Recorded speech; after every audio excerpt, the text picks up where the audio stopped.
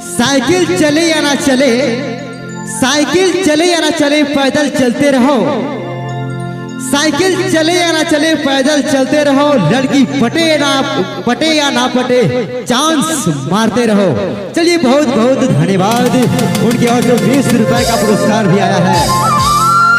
जीता हूं तेरा नाम लेकर, मरने के बाद क्या होगा कफन उठाकर देखना। बंधना के होठों पर तेरा नाम लिखा हुआ होगा। लावागाय की ओर से ये शायर था और 10 रुपए का पुरस्कार भी आया उनको। मंच की ओर से बहुत बहुत धन्यवाद है।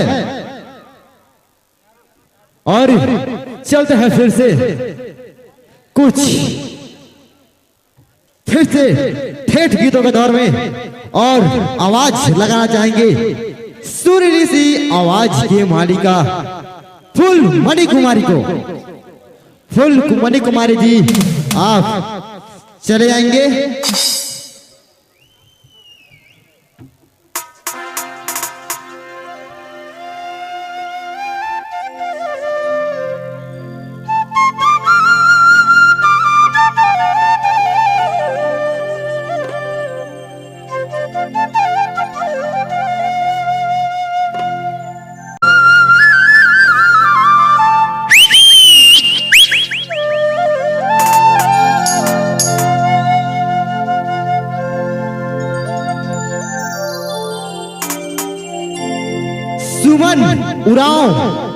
सुमन उराव पलांडू की ओर से 15 रुपए का पुरस्कार आया है।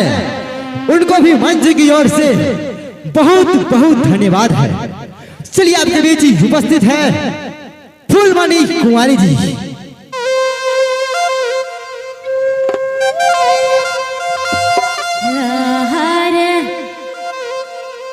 लखे रावरे मकर मेला यह तेर भरल भरल हर साल रहे।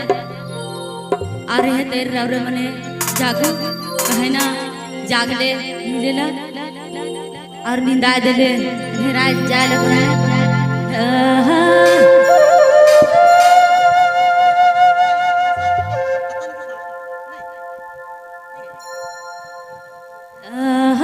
निसी बदे आधा राती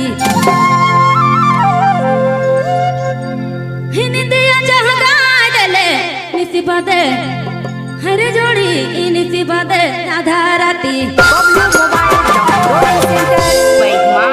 हिंदिया जहाँ गाड़ले DJ Riya Ribas DJ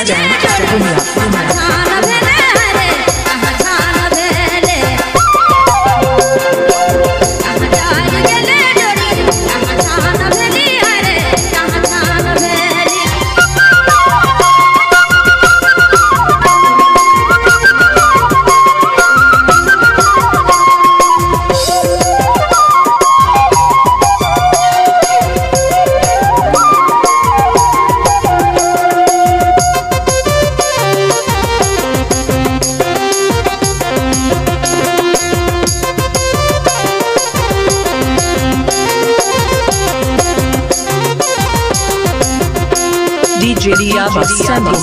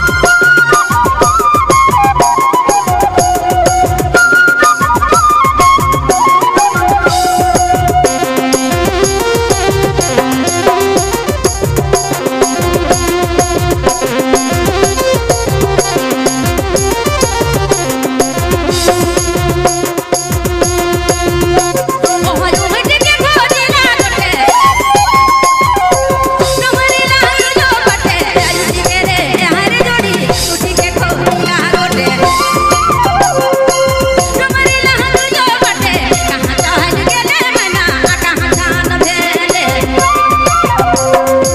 कहाँ चल गेले जोड़ी कहाँ जान भेले मैना कहाँ जान भेले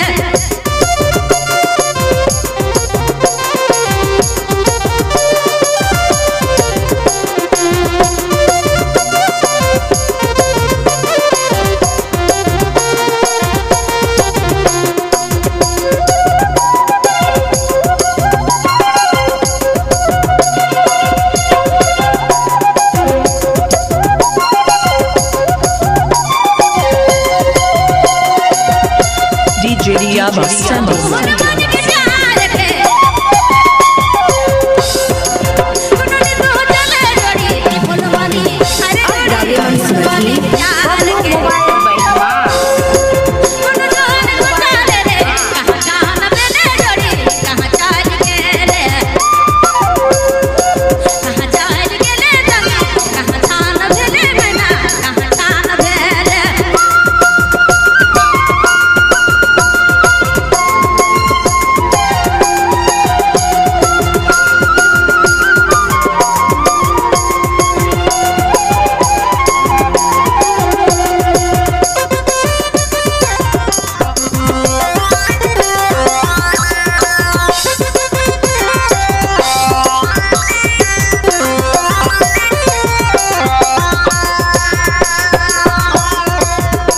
मोहनीत बने अदालती तेरिया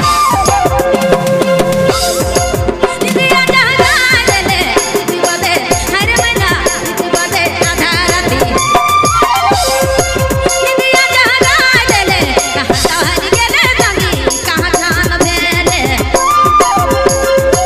निदिया जहाँ ले कहाँ जान भेली रे कहाँ जान भेली तनी कहाँ जान भेली तनी कहाँ चल गेली कहाँ जान भेली रे कहाँ चल गेली जोड़ी कहाँ चल गेली DJ Diaba Assemble. जाके खाए और पावे खाए